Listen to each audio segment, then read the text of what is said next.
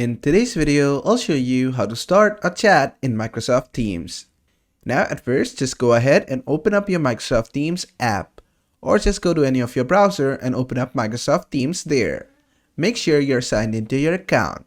After that, just click on this chat button. This will take you to your chat. Now to create a new chat, what you have to do is come over here and click on this icon, this edit icon which says new message. Just click on this. Then you can enter the name of the people you want to add over here. For example, let's say I want to add this guy. So I'll just click on his name. And then I can just go ahead and send him a message.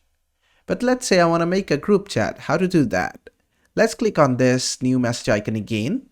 Let's enter the person who I want to add. Then let's enter the second person who I want to add. For example, let's say this guy. Let's say I want to add another person. I type another name. Now, if I send a message over here, it's gonna be a group chat. And that's how you create a chat or a group chat in Microsoft Teams. I hope this video was helpful. If it was, please give it a thumbs up and don't forget to subscribe.